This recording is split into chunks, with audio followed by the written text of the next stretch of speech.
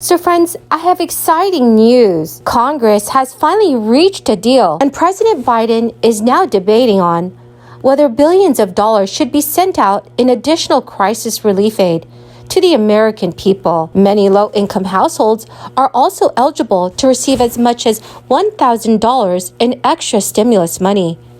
Friends, here's your daily news report and fourth stimulus check update. Please make sure you watch until the end of this video for all the details. Also, to say thank you for watching every day, I will be giving away 4 $75 Walmart gift cards every week. Please enter the giveaways by clicking and liking several of my videos and also commenting below the keyword of each video that you watch. The more videos that you comment on, the greater your chances of winning these giveaways.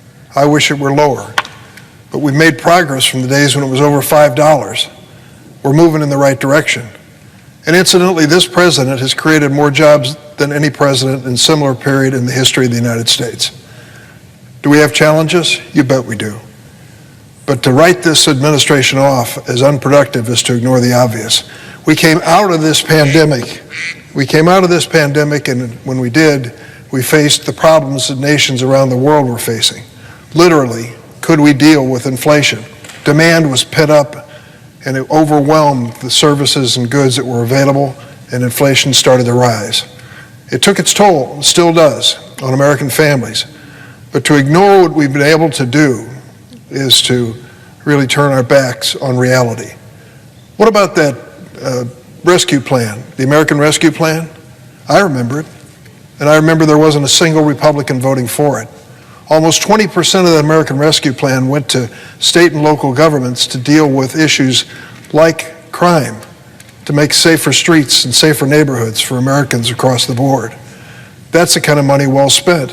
And yet the Republicans wouldn't give us a single vote, and you heard the senator from Kentucky deriding it at this moment as a waste of billions. For months, the prospect of a gas rebate card has been discussed in Washington to provide financial relief for households who are struggling to afford the rising costs of motor fuel. And according to a new plan announced by lawmakers, the California gas tax rebate has morphed into inflation relief for millions of Americans. An agreement on the framework of the 2022 to 2023 budget was reached and includes giving 23 million Californians direct payments of as much as $1,050. The payments would be issued via direct deposit refunds or debit cards. The deal also suspends the state's diesel sales tax for 12 months, starting on October 1st.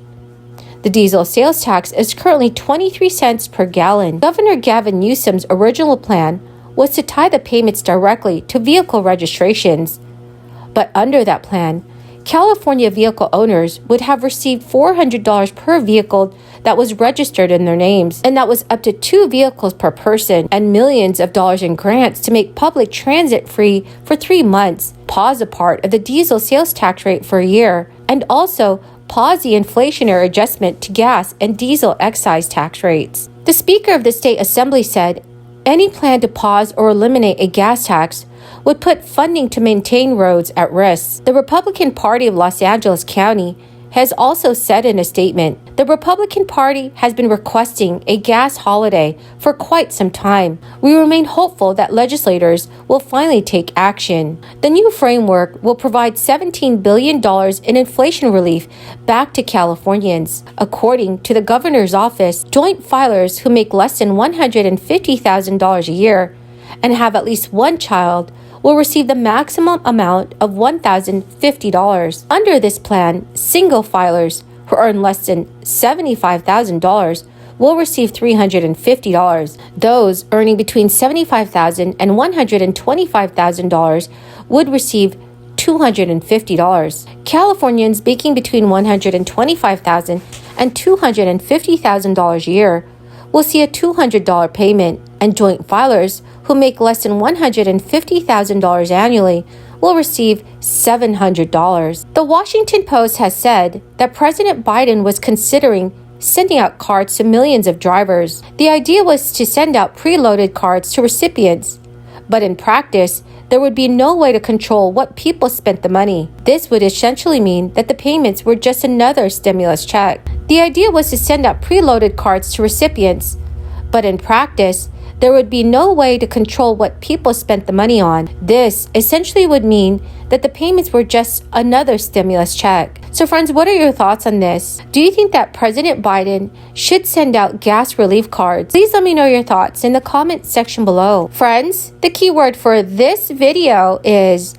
Baja California. If you would like to enter today's Walmart gift card giveaway, please click and like several of my videos and then comment below this keyword, which is Baja California, and additional keywords of any video of mine that you watch. And do make sure, friends, that you're also subscribed to my channel. Democrats desperately needed the vote of Senate Democrat Joe Manchin of West Virginia to get their signature legislative priority across the finish line.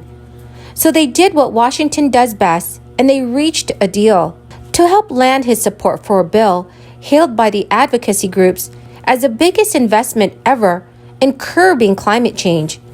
Senator Manchin said he secured a commitment from President Biden and Democratic leaders to move a permitting streamlining package for energy projects through Congress before September 30th, 2022, which is the end of the current fiscal year. But key Democratic groups are lining up against the proposal, calling it bad for the country and the climate.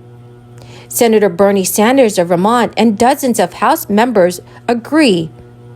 The bill could complicate the party's efforts to keep the focus on this summer's major legislative victories going into the November midterm elections, which will determine which party controls the House and the Senate. The divide is testing the ability of Senate Majority Leader Chuck Schumer and House Speaker Nancy Pelosi to keep enough Democrats in line to avoid a partial government shutdown at the end of this month. Chuck Schumer is pushing ahead.